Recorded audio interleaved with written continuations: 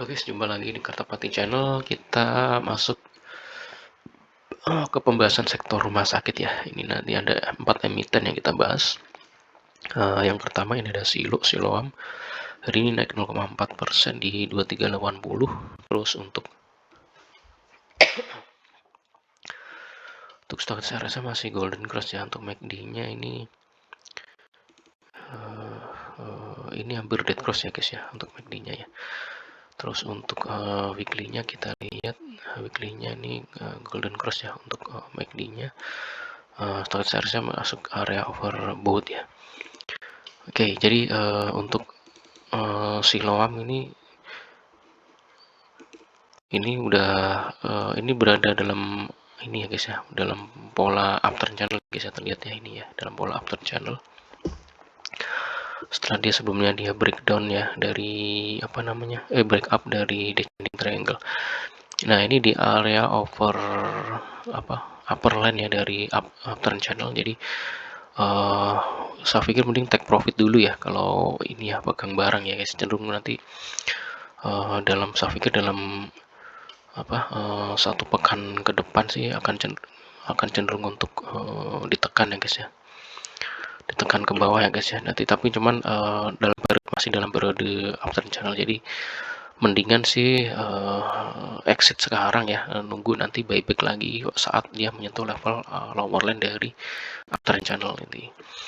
Jadi mending saya pikir exit dulu untuk Silo, karena juga kita lihat dari sentimen ISG juga masih mengalami tekanan ya. Jadi saya pikir lebih baik take profit dulu nanti untuk nanti masuk lagi begitu candlenya menyentuh lower line dari uptrend channel gitu.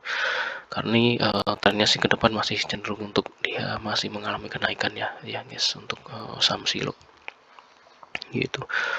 Jadi nanti buy on weakness saat menyentuh level lower line dari uptrend channel. Oke, selanjutnya ada Same. Same ini hari ini di 346 turun 1,1%. Nah, untuk Same sendiri ini udah posisi udah ini breakdown ya dari uptrend channel sama ascending triangle ya guys ya. Udah breakdown. Ini konfirmasi kuat untuk nanti ini akan mengalami tekanan ya dalam beberapa hari ke depan ya guys ya. Untuk MACD-nya nih dead cross ya. Tadi RSI-nya juga dead cross. Untuk weekly-nya dead cross semua ya. Jadi udah konfirmasi kuat ini akan dalam sepekan ke depan saya pikir sih akan mengalami tekanan ya. Masih akan mengalami tekanan. Untuk selanjutnya dia masuk ke area descending triangle ini ya guys ya. Ini udah mulai mau menembus ya, kita lihat mau menembus breakdown, masuk ke descending triangle. Saya pikir dalam satu pekan ke depan sih dia akan masuk lagi ke area descending triangle ini. Jadi tekanan masih cukup kuat untuk Same untuk kembali masuk area descending triangle ya dalam satu pekan 2 pekan ke depan ya guys ya. Saya pikir akan masuk lagi ke area descending triangle. Jadi hati-hati aja untuk Same, tekanan masih cukup kuat ya dalam 1 sampai 2 pekan ke depan, cenderung untuk melemah dengan dengan level support kuatnya ini di sekitaran ini ya,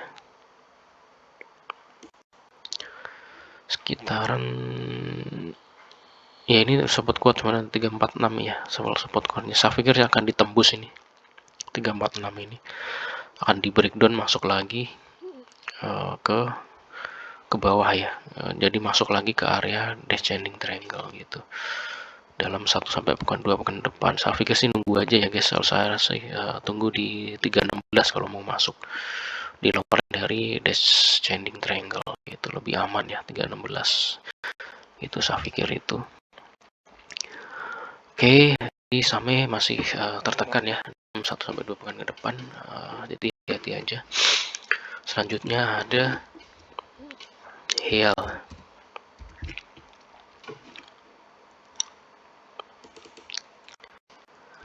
HEYAL ini di 15.30 hari ini naik 0,6%. Ini juga untuk status RSI-nya ini kita lihat ini golden cross ya, di area overbought ya guys ya. MACD-nya golden cross, terus weekly-nya kita lihat golden cross semua ya. Jadi untuk HEYAL ini cenderung untuk dia akan masih melanjutkan kenaikannya ya guys ya, dalam beberapa hari ke depan, saya pikir dalam sepekan ke depan ya, akan cenderung untuk dia mengalami kenaikan. Jadi untuk HEYAL ini nanti buy on weakness saja ya. Kalau mau masuk nanti tunggu aja dulu di di level ininya ya, di level supportnya ya guys ya. Ini sebenarnya level resistnya ini kisaran ini ya,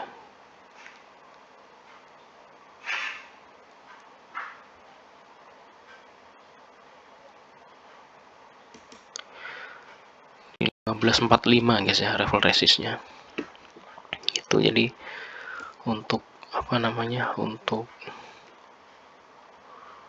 untuk HEYAL sih ada kecenderungan sih, saya pikir sih ini ya, kalau dia nggak berhasil break 1545, dia akan cenderung untuk koreksi minor dikit ya guys ya. Jadi saya pikir sih kalau dia ada koreksi minor, mending masuk aja ya untuk HEYAL. Jadi dengan nanti level ini di sekitar 1490 ya, kalau mau masuk HEYAL di 1490. Kalau dia ada koreksi minor, level 1490 cukup bagus ya untuk masuk, karena ini trennya masih cenderung untuk dia mengalami tren kenaikan ya dalam 1-2 pekan ke depan ya guys ya. Nah, untuk untuk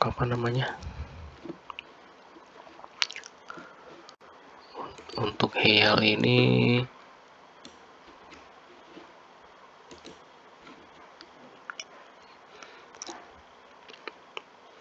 ya untuk untuk nanti kita lihat ini ya, volumenya ya. Makanya ini kalian lihat ini volumenya kecil ya guys ya, volumenya kecil.